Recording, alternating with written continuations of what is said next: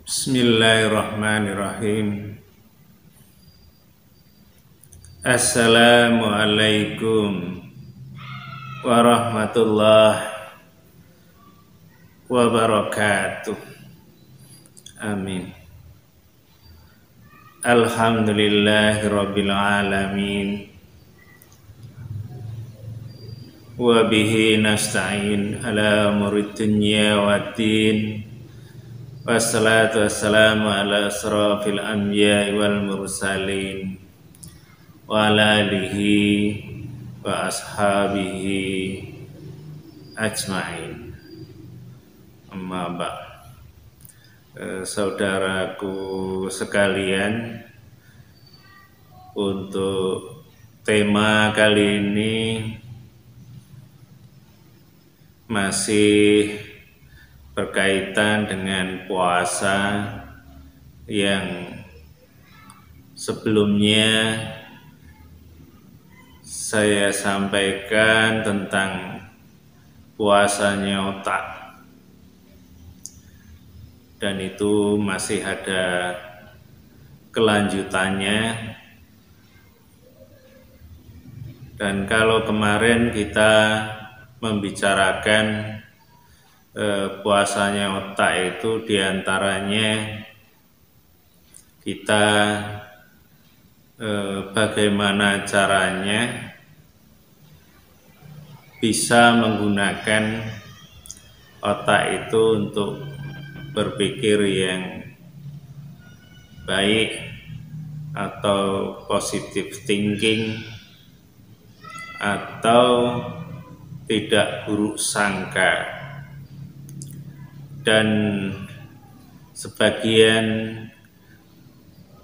kemarin sudah kita sampaikan, dan ini saya ulas sebagiannya, bahwa di dalam Al-Quran sudah ada aturan perintah ataupun larangan yang berkaitan tentang otak atau pikiran kita, karena itu juga bagian dari ibadah kepada Allah. Kalau memang ada aturan atau perintahnya, paling tidak kita pernah mendengar di dalam Al-Quran ada kalimat afala ta'qilun, apakah kamu tidak berpikir,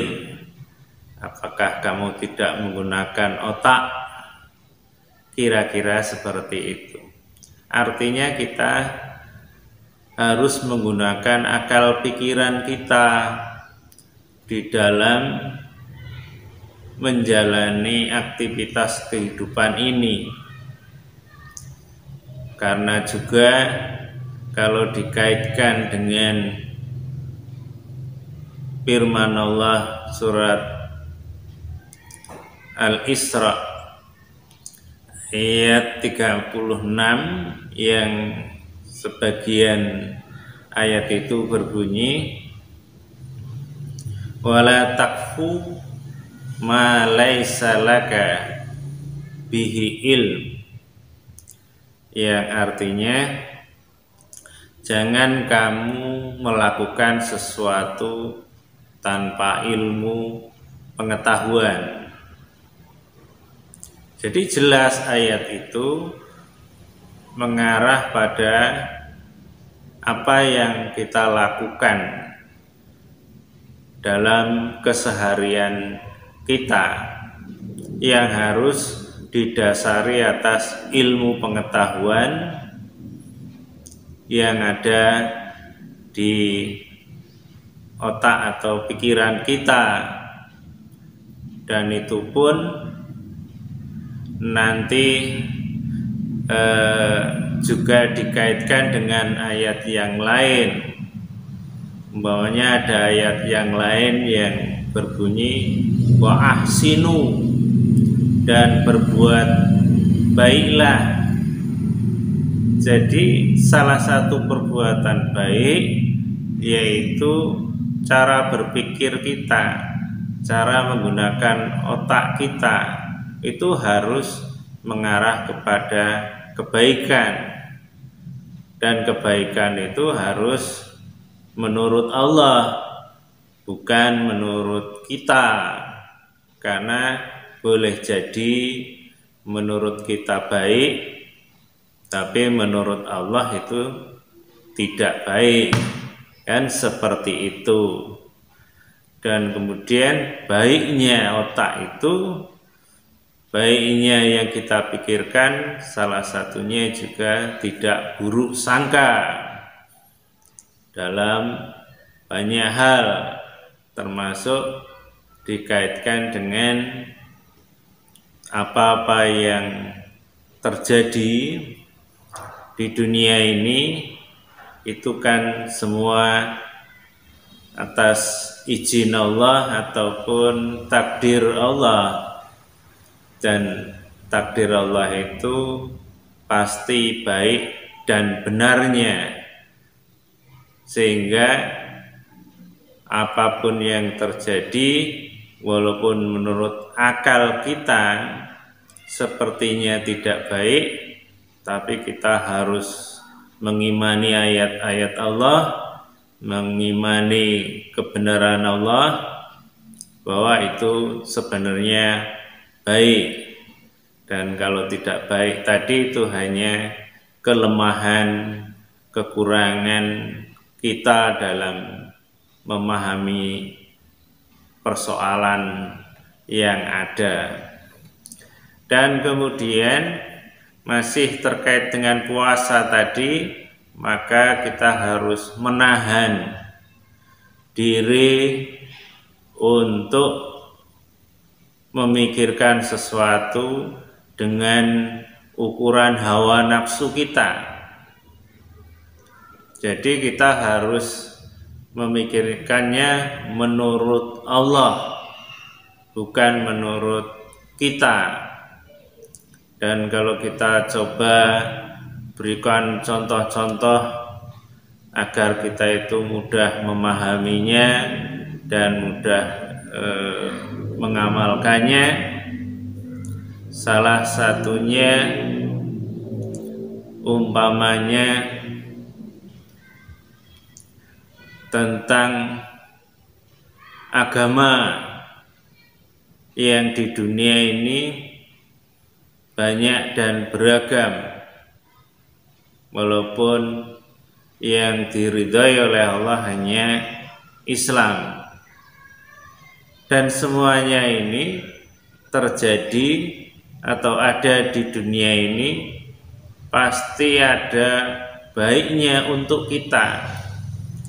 Bukan berarti agama yang lain itu baik, bukan. Tapi bagi kita, dengan kita dihadapkan dengan banyak agama seperti itu, ya agar kita berpikir, memilih, mengkaji mana agama yang sebenarnya, yang lurus, yang benar, yang diridhai oleh Allah. Paling tidak seperti itu, sehingga kita itu beragama itu bukan karena taklid, bukan karena ikut-ikutan, bukan karena orang tua atau nenek moyang kita, tapi kita beragama karena kita tahu agama Islam umpamanya itulah agama yang benar, dengan berdasarkan ilmu pengetahuan yang kita miliki. Karena juga Allah tadi sudah menyampaikan bahwa kita itu tidak boleh melakukan sesuatu tanpa ilmu. Artinya kita beragama pun tidak boleh sebenarnya kalau tanpa ilmu.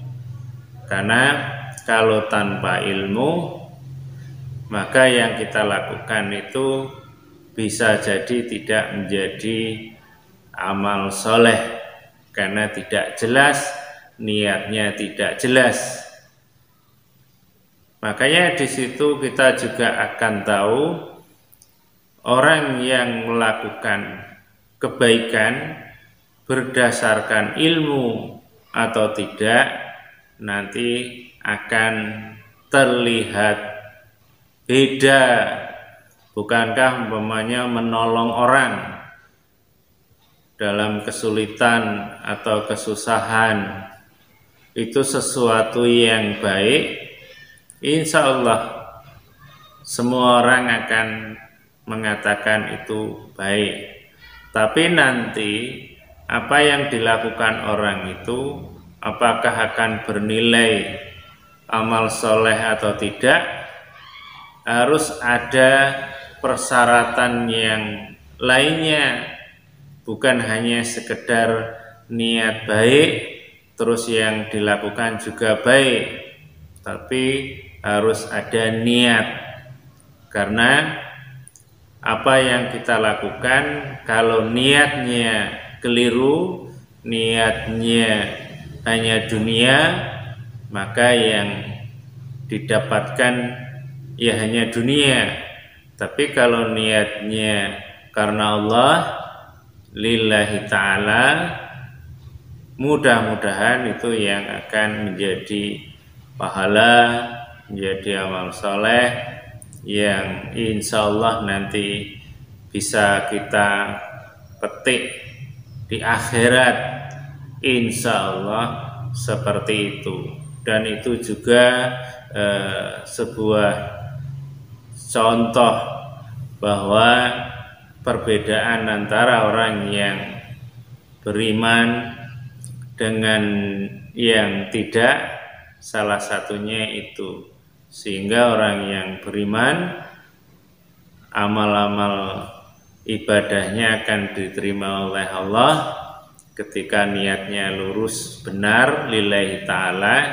Sedang orang lain yang sama-sama melakukan kebaikan tapi tidak ada niat lillahi ta'ala, mungkin niatnya agar disanjung, dipuji, dihargai orang lain atau riya, maka akan terlihat nanti perbedaannya di akhirat. Mungkin di dunia tidak begitu nampak. Dan kemudian contoh yang lain yang terkait dengan puasanya pikiran itu ya tentang perbedaan, umpamanya perbedaan yang bukan hanya agama tadi, juga mungkin perbedaan dalam beribadah.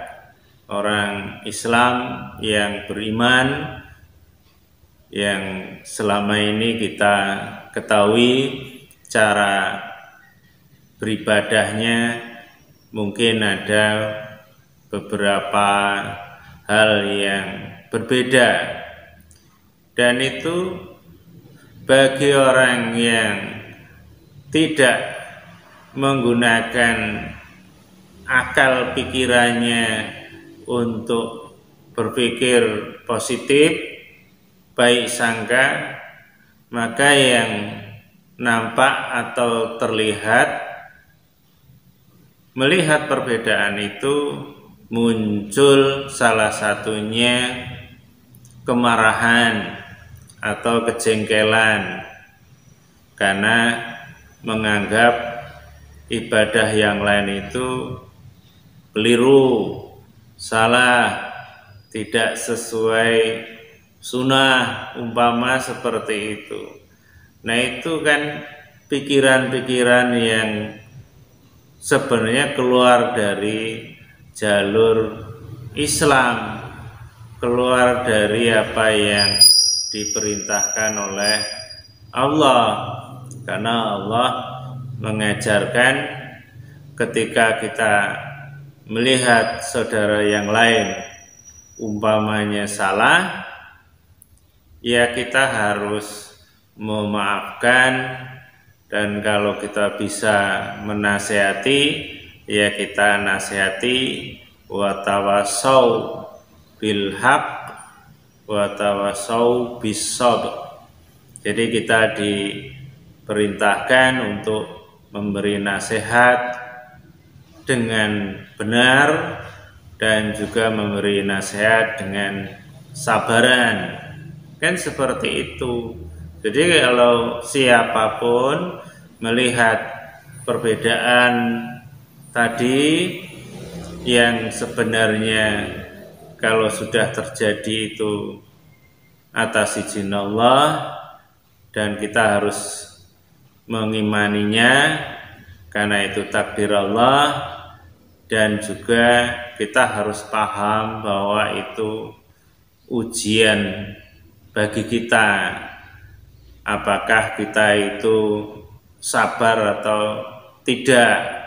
Jadi kalau kita itu mencela, merendahkan atau menyalah-nyalahkan, berarti kita tidak sabar, berarti pikiran kita belum puasa dengan baik, belum tuntas, masih mengikuti pikiran-pikiran yang keluar dari jalur yang diinginkan oleh Allah Subhanahu wa ta'ala.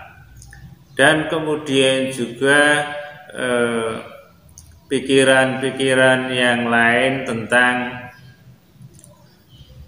memahami isi Al-Quran, umpamanya seperti itu. Bukankah di dalam surat Al-Baqarah di ayat 2 itu Allah menyampaikan dzalikal kitabu la raiba fihi hudzal muttaqin, yang artinya kitab itu yaitu Al-Quran tidak ada keraguan-raguan di dalamnya, petunjuk bagi orang yang takwa. Sebenarnya ayatnya sudah jelas bahwa Quran itu petunjuk. Ayat tersebut memberikan pengertian kepada kita agar kita itu memikirkan bahwa Quran itu petunjuk untuk orang yang takwa. Tapi kalau kita ini tidak menggunakan pikirannya sesuai dengan apa yang Allah inginkan, kita disuruh berpikir, salah satunya memikirkan isi Al-Quran, dan Allah sudah menjelaskan bahwa Quran itu petunjuk, maka harusnya kita melakukan, menyikapi Al-Quran itu sebagaimana mestinya. Kalau itu petunjuk, ya kita pikirkan, kita baca, kita pahami ayat per ayat artinya, terus kita yakini bahwa di ayat itu ada petunjuknya. Kan seperti itu.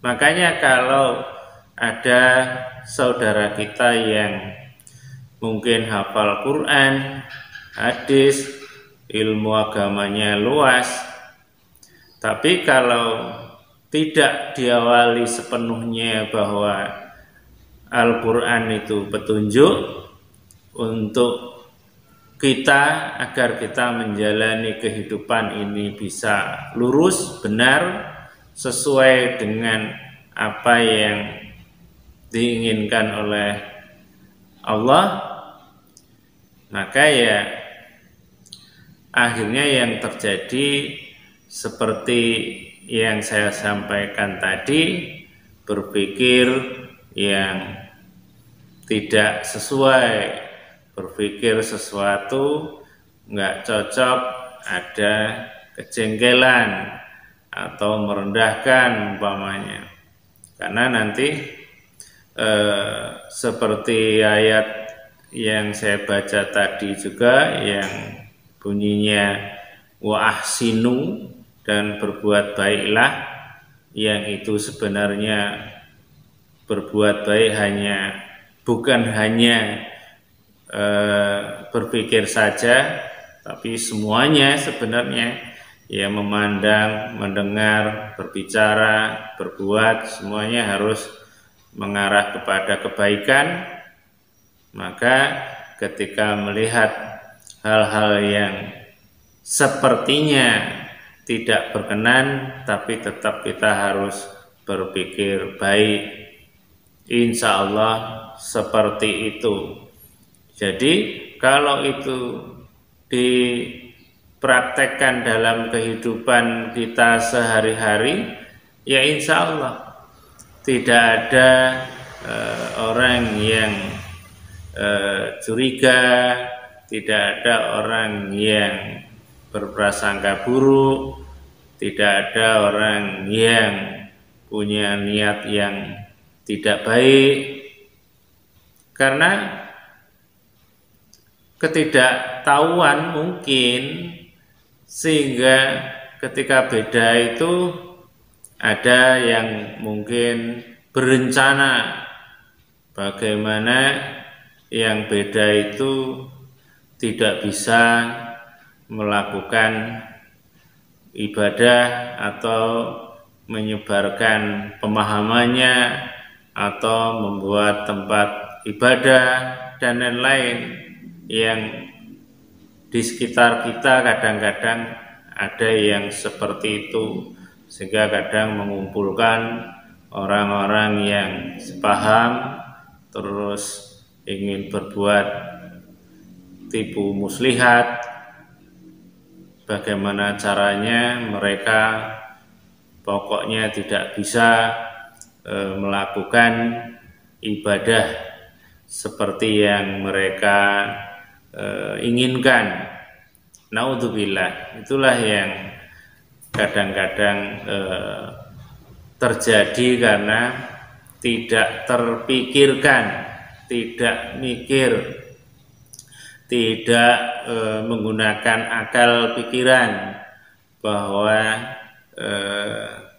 Al-Quran itu sebagai petunjuk, bahwa di dalam Al-Quran itu juga sudah ada cara-cara bagaimana kita itu menghadapi semua persoalan, baik itu persoalan perbedaan, baik itu persoalan rezeki dan yang lainnya.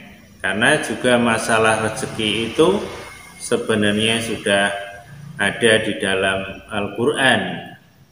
Di surat Jum'ah itu juga ada, yang intinya kalau kita sudah mengerjakan sholat, maka kita diperintahkan untuk bertebaran di muka bumi untuk mencari karunia Allah. Tapi ada yang kalau berpikir tentang rezeki bukannya bertebaran di muka bumi, tapi malah menggunakan petunjuk ayat Allah itu dibaca, kemudian dijadikan mantra atau jadikan amalan, dibaca sekian, dan dengan harapan ataupun tujuan dengan dibaca begini dan begitu tadi, nanti rezekinya mengalir berlipat umpamanya. Itu juga termasuk salah satu cara berpikir yang tidak dibenarkan, karena tidak ada tuntunan seperti itu. Karena kalau urusan rezeki, salah satunya ya kita disuruh ikhtiar, suruh usaha. Kalau persoalan yang lain, ya kita disuruh ibadah dengan baik dan benar sesuai dengan tuntunan. Kalau di ayat Allah itu mengatakan Faman yattaqillaha yaj'alu makhraja. Jadi barang siapa yang takwa kepada Allah, nanti Allah akan memberi jalan keluarnya. Dalam arti ya, kalau kita kesulitan persoalan rezeki, kalau kita itu takwa benar, nanti Allah akan memberi jalan keluar. Warzuqhu min haitsu la yahtasib. Jadi Allah akan memberi rezeki dari sisi yang tidak disangka-sangka. Insya Allah seperti itu.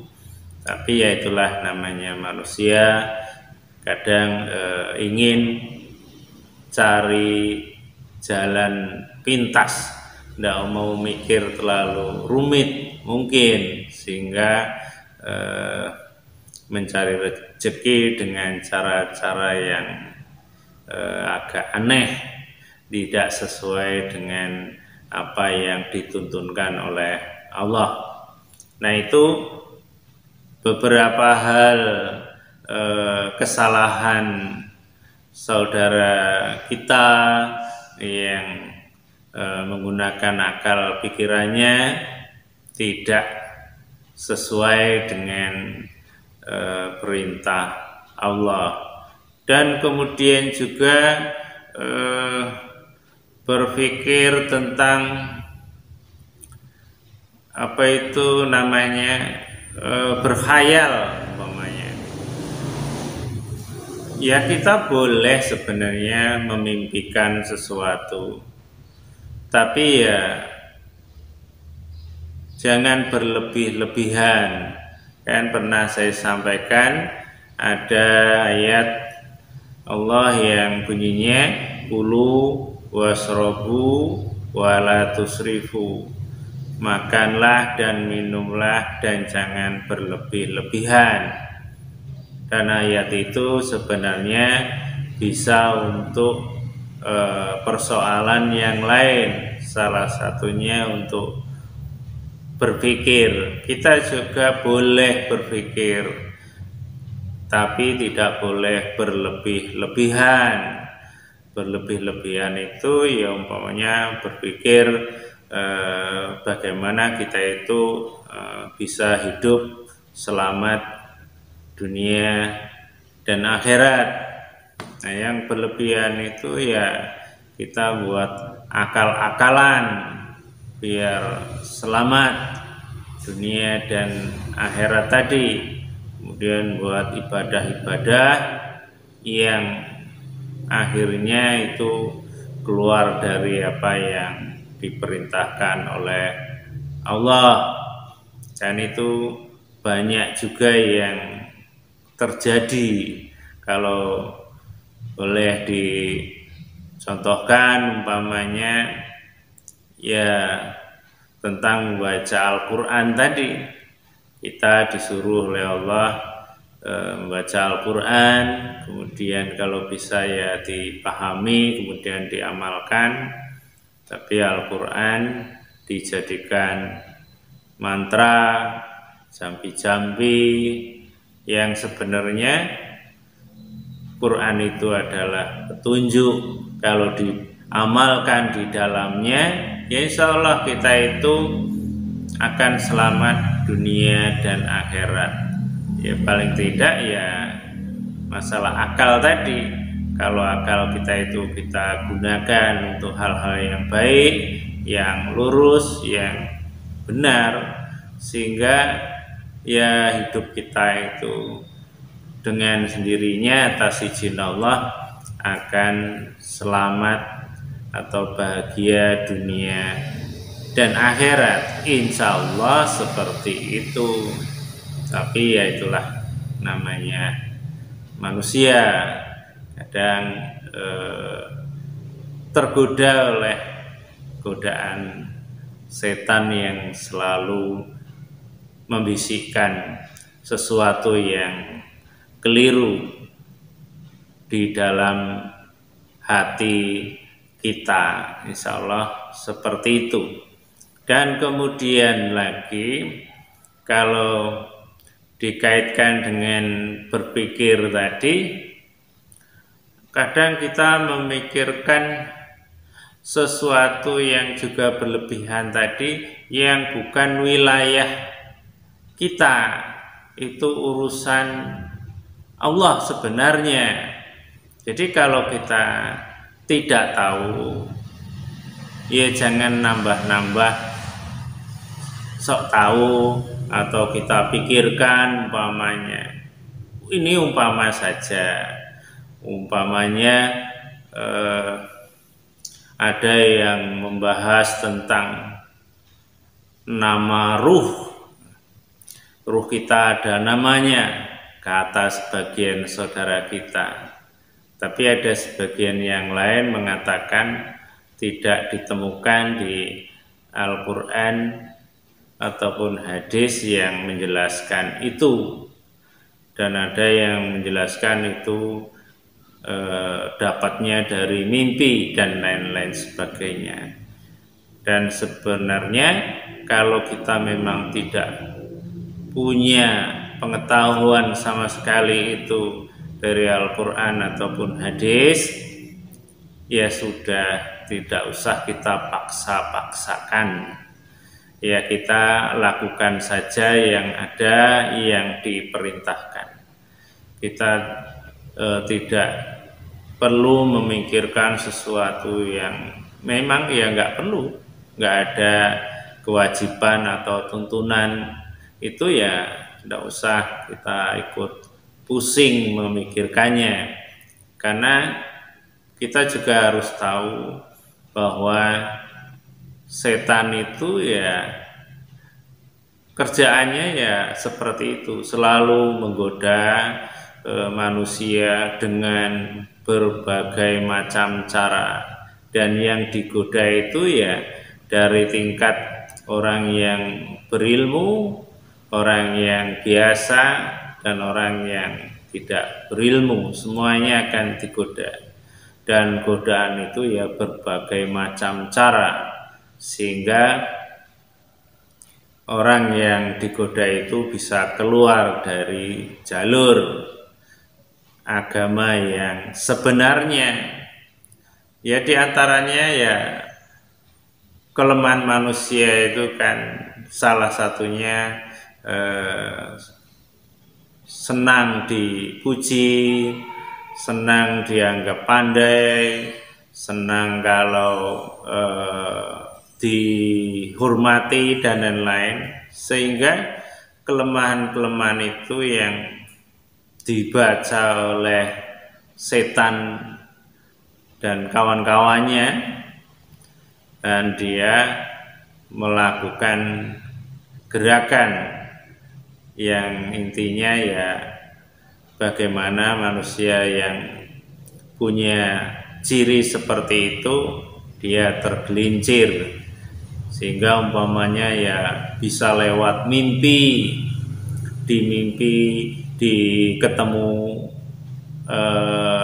entah itu nabi, entah itu malaikat, entah itu siapa yang menyampaikan sesuatu yang kayaknya baik, ya kan, ya namanya setan bisa saja, karena dia tahu, oh ini kalau ditemui nabi atau malaikat, dia merasa bangga, merasa dekat, merasa bersih, bisa saja seperti itu.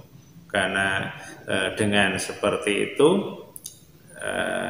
maka bisa saja iman kita menjadi rusak. Tapi kalau kita itu paham betul bahwa kalau kita itu tidak tahu sama sekali tentang ilmunya, ya kita tidak mengikuti mimpi atau mengikuti bisikan-bisikan. Karena selama ini yang saya tahu banyak orang-orang yang ya terkena godaan itu, godaan lewat mimpi ataupun bisikan yang ada di dalam hatinya atau telinganya, yang dia tidak tahu bahwa itu sebenarnya boleh jadi adalah bisikan-bisikan makhluk Allah yang ingin menyesatkan manusia. Kemudian kalau nyinggung mimpi, memang ada mimpi yang baik dan benar ada, tapi juga harus kita pahami bahwa mimpi yang baik itu ya kalau dia sesuai dengan perintah Allah dan Rasulnya. Kalau tidak sesuai ya harusnya kita hati-hati. Boleh jadi itu jebakan-jebakan setan tadi, ya kan. Paling tidak bukti bahwa itu jebakan itu ketika kita umpamanya mimpi ketemu Rasulullah, kemudian langsung cerita ke sana kemari, itu sebenarnya lebih cenderung bangga, merasa dekat dengan Rasul, merasa pernah ditemui Rasul umpamanya seperti itu. Dan itulah yang diketahui oleh setan. Karena kalau orang yang bersih biasanya tidak memamerkan seperti itu. Nah, itu yang tidak disadari oleh sebagian saudara kita. Ditambah lagi kalau akhlaknya, perilakunya selama ini sebenarnya banyak yang tidak mengarah kepada akhlak yang mulia, berpikirnya juga masih berpikir yang tidak-tidak ketika beda dengan saudara yang lain. Artinya masih banyak salahnya. Kok Rasulullah muncul lewat mimpinya? Itu ya harusnya dipertanyakan apakah mimpinya itu benar petunjuk dari Allah atau hanya petunjuk dari setan. Itu yang harus diketahui sebenarnya. Dan itu juga yang harus dipikirkan.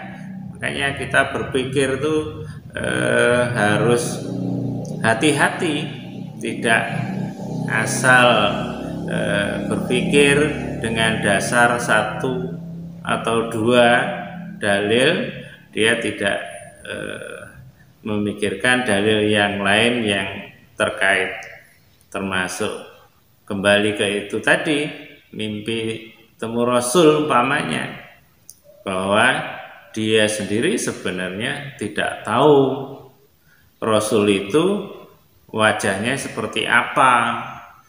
Kalau persoalan hidung mancung, ya banyak orang hidung mancung, kan seperti itu. Tapi kan kita tidak tahu, dan itulah yang orang gunakan.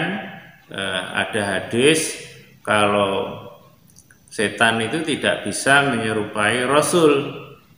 Hadis itu benar, tidak salah. Tapi kalau itu kemudian terjadi orang mimpi itu di zaman Rasul, mungkin tidak begitu masalah. Karena para sahabat itu tahu wajah Rasul itu seperti apa. Sehingga kalau setan itu menyerupai yang lain, kemudian mengaku Rasul, ya sahabat tahu memang itu bukan wajah Rasul. Walaupun mengaku Rasul ya tidak dipercaya.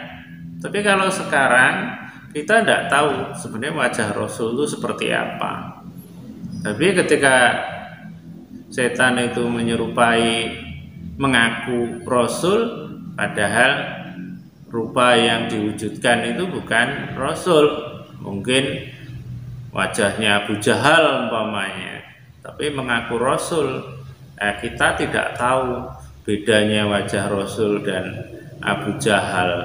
Ketika mengaku Rasul ya kita terima saja umpamanya, terus bangga, oh saya ketemu Rasulullah lewat mimpi begini umpamanya. Nah itu kan setan tahu kelemahan kita. kelemahan kita ya karena tidak tahu. Yang kedua, setan tahu kita itu bangga, ria, ujub ada di dalam diri kita mungkin, naudzubillah, sehingga dipancing dengan mimpi seperti itu langsung cerita ke sana kemari tadi ya, merasa dekat dengan Rasul, orang pilihan, padahal perilakunya boleh jadi masih banyak masalah. Nah, itu yang harus kita ketahui, cara berpikir itu harus kita tuntun dengan baik, tidak mengikuti hawa nafsu. Kalau kita mengikuti hawa nafsu, akhirnya nanti akan muncul yang lain, yang sehingga ada ajaran-ajaran yang ya jauh sebenarnya dari apa yang dituntunkan oleh Allah dan Rasulnya. Padahal Islam itu ya sederhana kalau kita tahu, tapi karena kita itu digoda oleh setan sehingga kita punya pikiran-pikiran yang aneh-aneh, fantasi yang nyeleneh kan seperti dan diikuti. Nah, itu yang jadi masalah.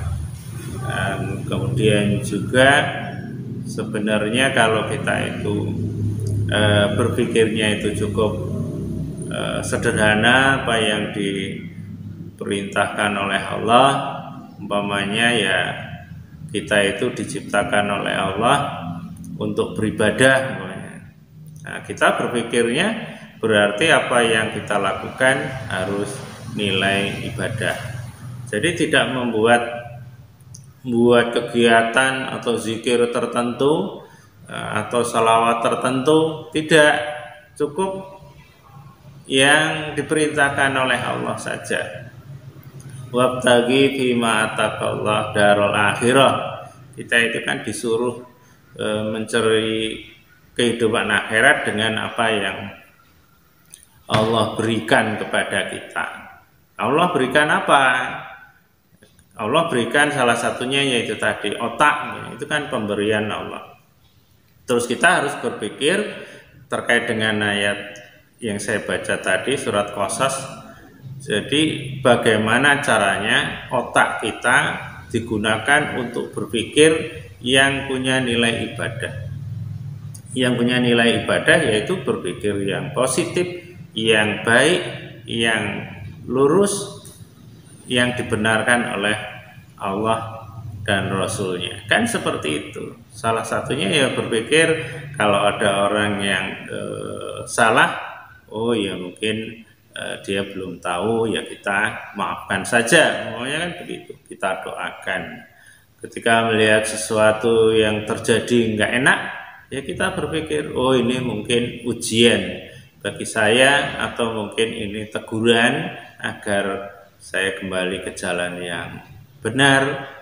Dan di sisi lain kita juga bersyukur, alhamdulillah Allah telah mengingatkan kita, menyadarkan kita lewat petunjuknya dengan apa-apa yang kita hadapi, umpama seperti itu. Jadi berpikirnya itu harus bernilai ibadah dan ibadah, sehingga sederhana cara memahaminya itu, dan kita bisa mengamalkan apa yang Allah perintahkan kepada kita.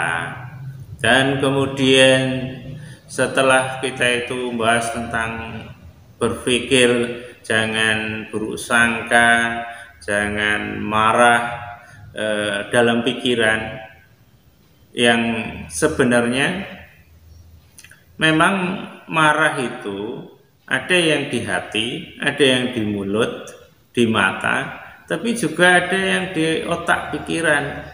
Jadi memikirkan sesuatu yang mungkin tidak cocok atau berseberangan atau apa, bisa saja pikiran kita marah. Jadi anggaplah kayak kalau kita pakai itu biasanya mata umpamanya. Mata itu memandang orang kan ada yang mengatakan itu memandangnya dengan pandangan tidak suka, pandangan penuh suka, pandangan kebencian, pandangan merendahkan, kan bisa seperti itu. Padahal sebenarnya bukan hanya pandangan saja, berpikir juga sama. Berpikir itu bisa berpikir baik, berburuk, bisa marah, bisa jengkel di dalam pikiran kita. Maka kita harus jaga betul cara berpikir kita, yaitu tadi kalau tadi disampaikan ya jangan buruk sangka, kemudian jangan marah, jangan menghayal yang tidak-tidak, juga jangan mencela dan lain-lain. Insya Allah seperti itu. Dan kemudian ke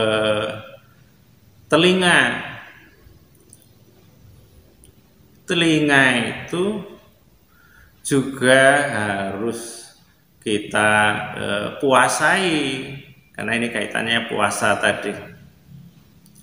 Jadi jangan sampai puasanya kan hanya menahan makan minum, juga bukan hanya pikiran, tapi telinganya yang fungsinya untuk mendengar. Dan di dalam Al-Quran itu juga ada, kita itu disuruh mendengarkan dan mengambil yang baik-baik. Jadi fungsinya untuk mendengarkan. Nah, mendengarkan ini kan ada juga yang ketika tidak cocok, dia langsung emosi atau tersinggung atau jengkel. Nah, itu ya tidak dibenarkan.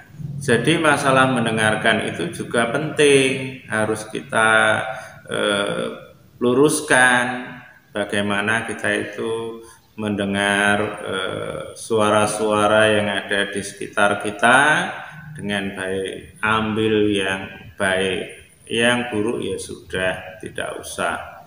Tapi itulah yang kadang-kadang terjadi di antara kita ini, kadang mendengarnya seneng yang tidak pas, tidak baik.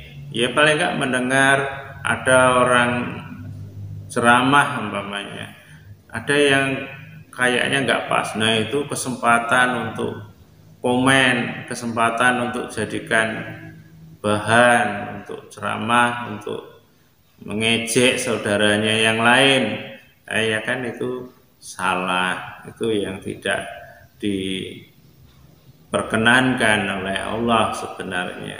Jadi ya kalau ada yang kurang baik seperti yang saya sampaikan awal tadi, kalau di Al-Quran ya kalau salah ya dimaafkan, kemudian didoakan, mohon ampunkan, kan seperti itu. Kalau kita punya kemampuan untuk menasehati ya bisa dinasehati, tapi dinasehatinya ya bukan di depan umum sehingga terkesan bukan nasihati, tapi hanya ingin menunjukkan kita itu lebih ngerti, lebih pandai, sehingga merendahkan yang lain, dan itu akan merembet nanti menjadi dosa jariah yang mengalir, dan kebaikan-kebaikan siapapun yang banyak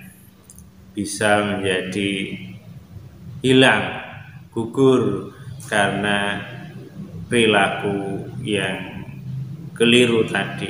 Nah, itu yang harus kita perhatikan. Jadi kalau ada suara atau kajian atau apa, kalau kita mampu ada kesempatan ya dengarkan. Seburuk-buruknya orang ya insya Allah ada baiknya, sebaik-baik orang yang mungkin ada juga buruknya. Jadi jangan mengklaim atau memastikan orang itu pasti buruk semua, kan tidak. Jadi ya kita harus bisa menyaring dengan baik Bahkan kalaupun orang itu kelihatan banyak salah umpamanya, kita juga belajar rendah hati, belajar berpikir untuk diri kita. Kita ini juga mungkin banyak salahnya. Kalau kita tidak punya salah ya tidak mungkin, kan seperti itu. Jadi dengan seperti itu kan kita tidak sombong, tidak merasa paling baik, karena merasa yang paling baik itu juga lah yang menjadikan setan itu diusir oleh Allah, kan seperti itu. Jadi itu yang perlu kita ketahui. Dan kemudian juga mata, ibadahnya mata, puasanya mata itu juga hampir sama dengan telinga ataupun otak kita. Bagaimana mata kita itu yang fungsinya untuk memandang, maka kita harus memandang orang lain itu dengan pandangan yang baik. Yang baik itu bisa pandangan yang menyejukkan, pandangan yang tidak ada unsur benci atau marah dan lain-lain sebagainya. Jadi kalau kita itu benar-benar bisa memahami puasa tadi, insya Allah melihat itu pun enak, melihat siapapun enak, melihat itu tidak melihat jeleknya, tidak memandang rendah, tidak memandang sebelah mata, tapi memandang penuh ya cinta kasih, penuh penghormatan dan lain-lain. Insya Allah seperti itu. Dan kemudian nanti juga mulut kita. Nah ini mulut kita itu yang banyak sekali apa ya istilahnya salahnya, karena sering digunakan dalam kesehari-harian kita, baik di rumah, baik di pekerjaan atau di pergaulan atau di depan medsos umpamanya.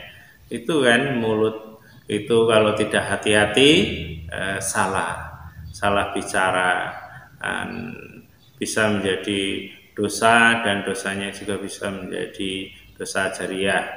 Umpamanya ya ketika mendengar informasi, umpamanya mendengar sesuatu di luar, terus mulut itu biasanya kan mengomentari, dan ketika mengomentari inilah yang rawan sekali akan dosa-dosa. Diantaranya kalau nyinggung seseorang umpamanya, biasanya terus mengatakan kekurangannya atau kekeliruannya tanpa sadar bahwa itu ya ghibah yang tidak dibolehkan. Dan kemudian ghibahnya juga tidak hanya sekedar 2 atau 3 orang, tapi ghibahnya di medsos tadi sehingga didengar oleh banyak orang, dan bukan hanya banyak orang, ghibahnya itu terekam dan bisa di-share kemana-mana dan bisa diulang-ulang, sehingga dosanya astagfirullahaladzim mungkin banyak sekali yang tidak disadarinya, sehingga amal-amalnya yang mungkin boleh jadi sholatnya, baca Qur'annya, puasanya dan lain-lain mungkin banyak, tapi dosanya yang jariah tadi juga bisa banyak, sehingga bisa menghapuskan, menggugurkan pahala ibadah-ibadah tadi, termasuk ibadah sholat atau puasa sendiri, kan seperti itu. Itu baru ghibah, belum lagi ada unsur mencela, merendahkan, mulut kita menyampaikan itu kelompok itu ngawur, itu payah, itu sesat atau apalah mungkin yang kalimat-kalimat itu sebenarnya tidak layak, tidak patut diucapkan oleh orang yang beriman, dan itu sangat-sangat tidak baik lah kan gitu. Jadi itu yang harus kita perhatikan juga. Janganlah kita usahakan firman-firman Allah kita terapkan di dalam kehidupan kita sehari-hari. Salah satunya ya Allah mengatakan wa qulu linnasi husna, berkatalah kepada orang lain dengan perkataan yang baik. Artinya kita yang ngomong yang baik-baik dimanapun, terus apapun yang kita bicarakan yang baik-baik. Bukan berarti nggak ada yang jelek, ada, tapi nggak usah, jangan, karena Allah melarangnya. Kita hanya disuruh yang baik-baik. Saudara kita atau siapapun atau kita kan sebagai manusia itu nggak ada yang sempurna, pasti ada salahnya. Tapi tidak ada perintah dari Allah kita itu untuk mengungkapkan yang buruk-buruk, untuk membuka aib sesamanya, kemudian untuk dicelanya, kan tidak ada perintah untuk itu. Maka kita harus berjuang, berusaha untuk berkata yang baik-baik saja. Memang godaannya ya ada saja, setan itu menggoda. Pengen sekali kita itu mau komen ini itu, tapi kalau ingat ayat Allah tadi ya sudah, nggak usah kan gitu. Apalagi ingat pesan Rasul kan, kul khairan aw liyasmut, ya ngomong yang baik-baik saja. Kalau enggak ya sudah, diam saja, kan seperti itu. Dan itu diam juga harus di dalam hatinya juga diam, karena tetap akan dicatat oleh Allah lewat malaikatnya. Kalau mungkin mulut kita diam, tapi pikiran, hati kita bisa saja kan tidak diam, masih berpikir wah itu gimana ya itu umpamanya, atau merendahkan Islam apa itu ajarannya siapa umpama. Tidak usah, karena akan tercatat. Bukankah ya Allah menyampaikan di Al-Quran, wa in tubdu ma fi anfusikum au tukhfuhu yuhasibkum bihillah. Jadi apa yang kita nyatakan ataupun yang disembunyikan, sebenarnya Allah tetap mencatatnya. Jadi dihitung juga kan gitu. Jadi kita nggak bisa main-main kan gitu. Nah inilah yang kadang istilahnya boro-boro kok dalam hati diam. Kadang di kenyataan ini kita nyatakan, bahkan lebih memprihatinkan tadi ya, bukan hanya di depan teman, tapi di depan halayak ramai lewat medsos tadi. Itu kan mengerikan sebenarnya kalau itu sebuah dosa. Kalau baik sih tidak apa-apa, ya ini kalau buruk itu yang harus kita jaga, jangan sampai kita seperti itu. Jadi mulut kita tadi jangan sampai ada unsur berkata yang tidak baik, mencela ataupun merendahkan ataupun ghibah, dan ataupun mengatakan sesuatu yang sebenarnya tidak tahu. Jadi umpamanya kalau nyinggung tentang ruh tadi, sebenarnya lebih nyaman apakah ruh itu ada namanya atau tidak umpamanya. Ya sudah, kalau tidak tahu, saya tidak tahu, wallahu alam, hanya Allah yang tahu. Itu sebenarnya lebih aman kan gitu. Ya termasuk hal-hal yang lain ya. Ketika kita itu tidak tahu, ya jangan dipaksakan untuk merasa nanti sok tahu, merasa ngerti.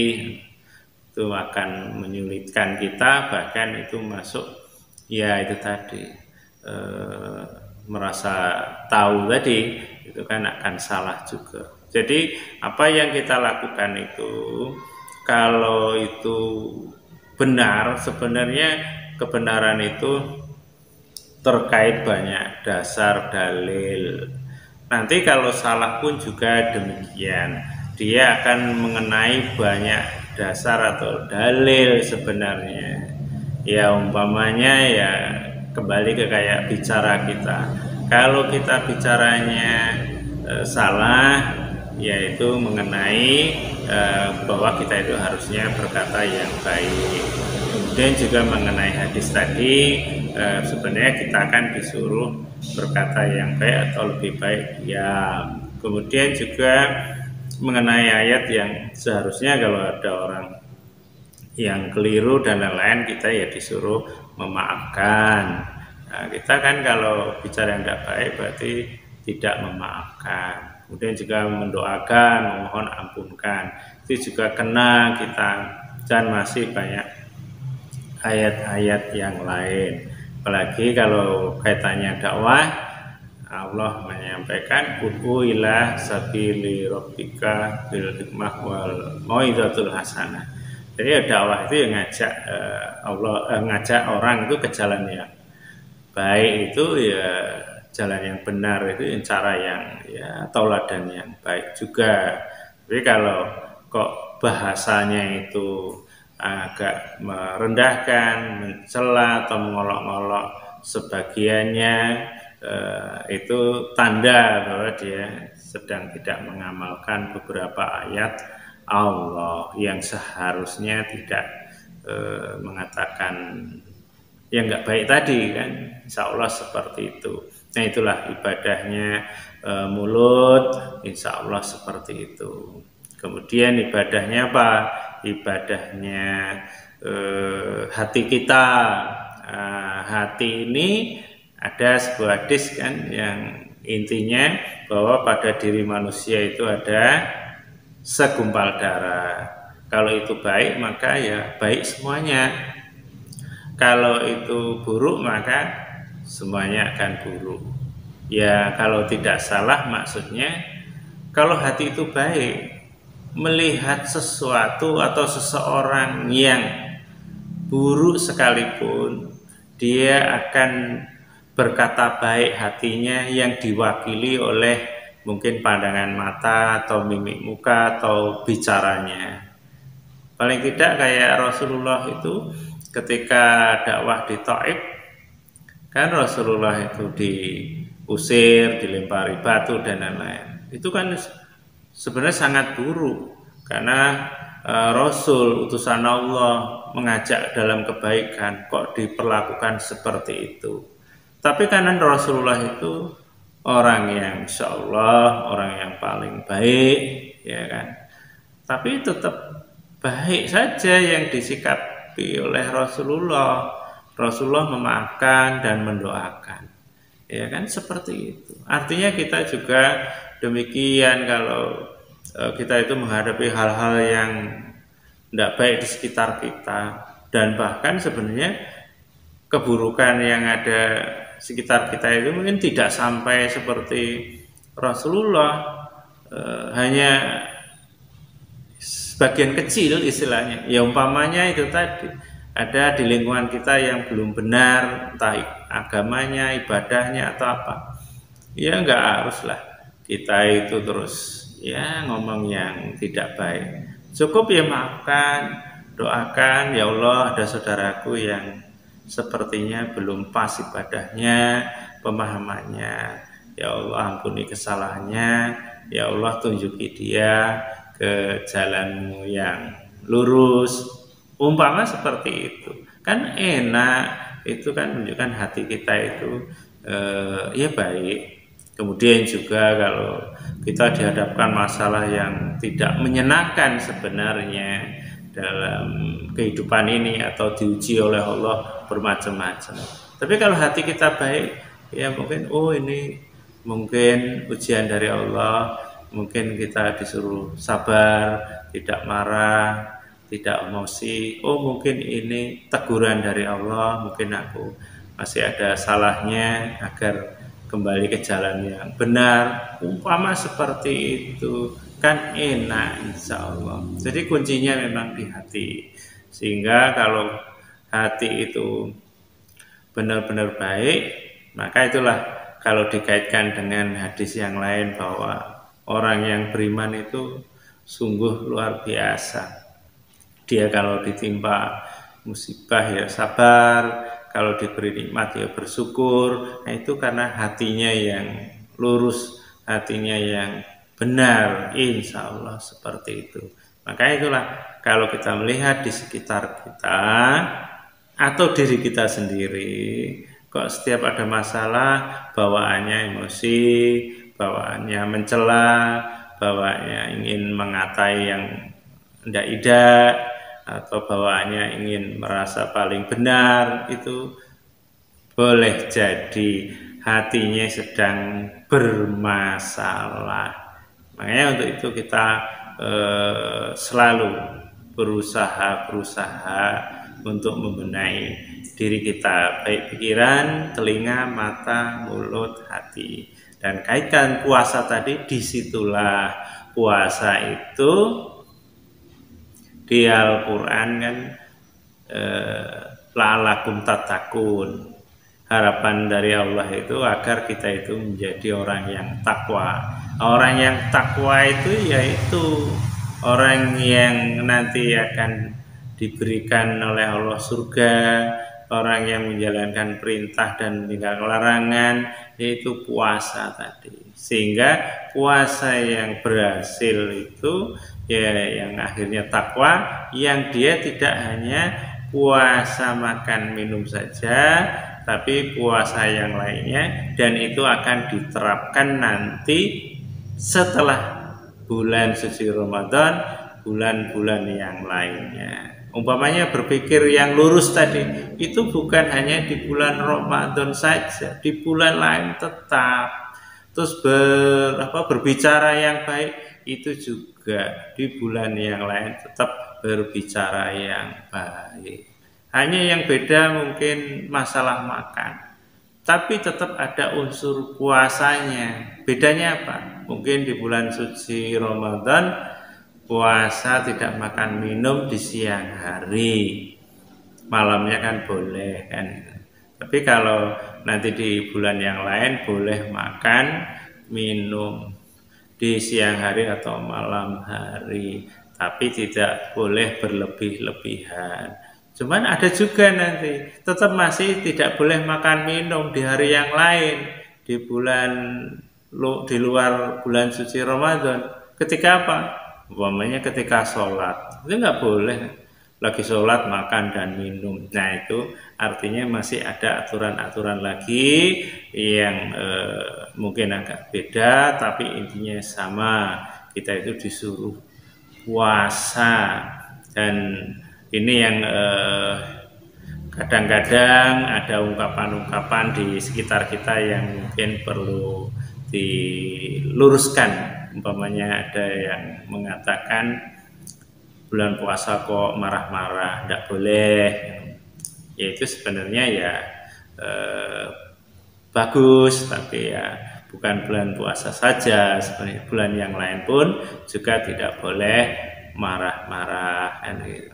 Jadi itu yang harus kita kembangkan pemahaman tentang puasa, sehingga puasa itu benar-benar nanti terwujud di dalam kehidupan kita sehari-hari, sehingga disitulah juga keutamaan puasa itu doanya makbul umpamanya.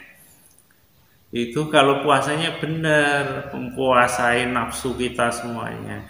Kita ikuti perintah Allah, kita tahan nafsu kita, sehingga yang ada itu amal soleh, amal soleh, amal soleh.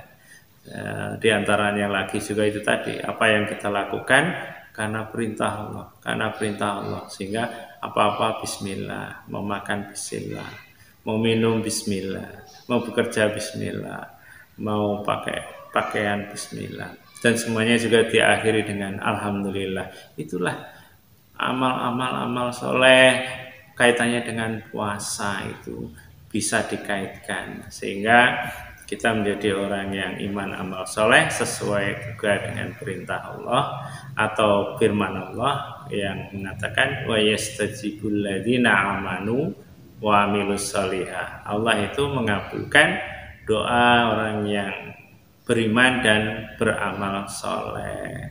Jadi doa orang iman amal soleh itu ya kan dikabulkan oleh Allah. Jadi artinya kalau puasanya benar, jadi isinya itu iman amal soleh. Nah ini yang harus kita ketahui. Termasuk cara bicara ini saya belajar, saya masih belajar. Kalau di Al-Quran kan Allah mengatakan Fabima rahmatin minallah lin talam. Karena rahmat Allah Rasul itu lemah lembut. Dan Rasul itu kan sebagai contoh suri tauladan. Artinya kita itu sebenarnya disuruh lemah lembut. Jadi kalau kita itu masih kalau ngomong itu kaku, ngotot, menggebu umpamanya, nggak lemah lembut, wah ya itu ya belum pas kan gitu. Makanya dalam ibadah itu harus ada ilmunya tadi. Kalau tidak punya ilmunya ya jadi salah istilahnya. Umpama ini untuk sekedar bercanda, kalau ada nyamuk nempel di kening temennya, ya itu kan bagaimana caranya bisa menyingkirkan tapi tidak menyakiti saudara kita. Itu kan harus dipikirkan, bukan terus langsung ambilkan pentungan kayu dipukulkan, ya nyamuknya mati. Nah orangnya ya jadi gimana kan begitu. Nah itu jadi harus punya ilmunya, bicara punya ilmunya, mikir punya ilmunya, puasa ini tadi harus punya ilmunya. Kalau tidak punya ilmunya ya itulah ya dapatnya lapar dan haus kan, yang di hadis itu yang bunyinya kamin soimin faisalau min siyamilal ju'al atas. Berapa banyak orang yang ya puasa tapi tidak dapat apa-apa karena ya, dapatnya ya lapar dan haus. Karena boleh jadi itu dia tidak memahami, tidak tahu ilmunya puasa itu sebenarnya seperti apa. Maka ini penting bagi kita, jangan sampai kita itu juga puasanya seperti itu, tapi benar-benar sehingga hadis Rasul yang lain yang bunyinya man soma ramadhana imanan wahtisaban ghufirallahu ma taqaddama min dzambi. Jadi siapa yang puasa di bulan suci Ramadan dengan penuh keimanan dan perhitungan niat sungguh-sungguh, maka akan diampuni dosanya yang telah lalu. Nah, dosa yang telah lalu itu kan uraiannya sebenarnya panjang. Nanti suatu saat ya mungkin saya sampaikan insya Allah. Ya kok bisa diampuni dosanya yang lalu itu kan, dosa itu kalau dikaitkan dengan firman Allah yang lain, illadzina tabu wa aslahu wa bayanu faulaika atubu alaihim. Jadi ya tobat diterima itu ya tobat kemudian merubah ya kan, dan dia menjelaskan atau semacam dakwah menyampaikan kebenaran itu, dan itulah yang insya Allah ampuni atau terima tobatnya. Jadi harus ada tobatnya, ada merubah. Jadi artinya apa? Orang yang puasa benar-benar tadi seperti yang saya uraikan tadi, kok terus diampuni dosanya? Apa kaitannya? Ya di dalamnya artinya ada taubat di situ. Umpamanya dulu selama ini kalau ngomong ngawur, ngomong mencela, menghina dan lain-lain, ghibah umpamanya. Nah, kan la'allakum tattaqun, mudah-mudahan takwa. Setelah puasa ini sadar, tobat dan berusaha tidak ingin mengulanginya lagi ke depannya. Diampuni oleh Allah. Tapi apakah dosa kita hanya di mulut? Ya semuanya tadi, mikirnya tadi salah umpamanya. Ya kita tobati, ya Allah, dulu saya itu kalau mikir keliru, memikir takdirmu juga salah, mikir yang nggak cocok marah dan lain-lain sebagainya. Terus kita tobat, terus tidak mengulangi lagi, terus menyampaikan mungkin ke saudara atau keluarga, umpamanya di rumah istri atau anak umpamanya. Kalau dengan anak ya, nak, jangan marah-marah, nak, jangan berpikir yang buruk sangka, itu tidak baik karena itu dosa. Paling enggak kan seperti itu, sehingga Allah mengampuni. Ditambah lagi kan di rumah itu, ya kalau kita itu tidak berubah kan anak bisa bicara. Bapak nyuruh jangan marah-marah, bapak sendiri sering marah-marah, nah kan ya tidak cocok kan. Jadi harus benar-benar berubah. Nah itulah subhanallah, alhamdulillah. Kalau kita benar-benar paham itu, dosa yang diampuni itu seperti itu. Sekecil apapun kita cari, terus kita istighfari. Oh dulu saya pernah begini, oh dulu saya itu pernah sekolah umpamanya gurunya mengajarkan, menasihati, malah saya main-main. Kalau itu dosa ya Allah ampun. Nah itu diajarkan ke anak juga. Nah kalau di sekolahan jangan nakal, gurunya ngasih pelajaran ya didengarkan, umpama seperti itu. Jadi insya Allah dengan kita itu memahami itu memang benar, dosa kita diampuni oleh Allah semuanya. Sehingga yang namanya surga itu didapatkan ya orang-orang yang insya Allah ya dosanya nggak ada atau sedikit, tapi diampuni oleh Allah karena mungkin istilahnya pahala kita lebih banyak, sehingga ditimbang itu lebih banyak pahalanya. Insya Allah seperti itu. Nah itulah kita puasa kita benar-benar kita gali lagi, kita pahami lagi, kita pikirkan puasa kita selama ini seperti apa, sudah benar atau belum, yang belum yang mana, yang sudah yang mana, semuanya insya Allah seperti itu. Nah inilah tujuan saya juga menyampaikan ini bukan untuk saudaraku sekalian saja, tapi juga untuk saya sendiri, untuk meningkatkan keimanan, ketakwaan kita, saya kan seperti itu. Karena tidak jadi jaminan kalau saya menyampaikan ini terus sudah paling lurus, paling bersih, tidak, insya Allah tidak seperti itu. Kita sama-sama belajar dan belajar. Dan insya Allah kalau kita itu juga puasa untuk tidak sombong, dalam arti kita harus rendah hati. Kalau punya ilmu ya tetap rendah hati, jangan merasa paling benar, paling lurus, paling ilmunya luas, jangan, tetap rendah hati.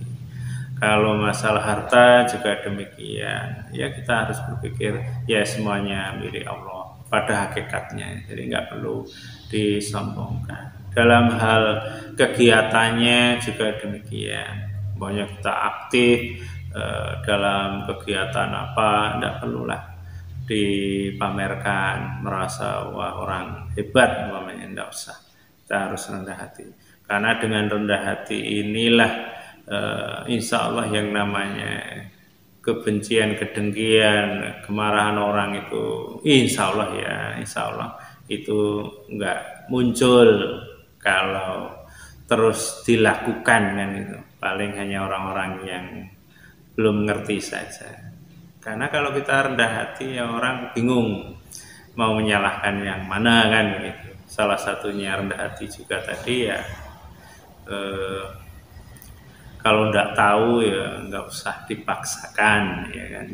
Ya cukup ya enggak tahu, saya taunya ini yang ini belum tahu atau tidak tahu, itu lebih enak, lebih santun, lebih menyejukkan. Islam itu insya Allah seperti itu, karena Islam itu kan membuat kita hidup di dunia dan akhirat nanti kan selamat, dan yang menjadikan tidak selamat itu karena kita melakukan sesuatu yang keluar dari jalur yang Islami. Insya Allah seperti itu. Itu saja yang bisa saya sampaikan, dan apa yang saya sampaikan ini ya mungkin tidak beraturan ya, tidak rapi, tertib, ya mohon maaf, itu kelemahan saya ya. Dan kepada Allah saya mohon ampun dan saya akhiri. Assalamualaikum warahmatullahi wabarakatuh.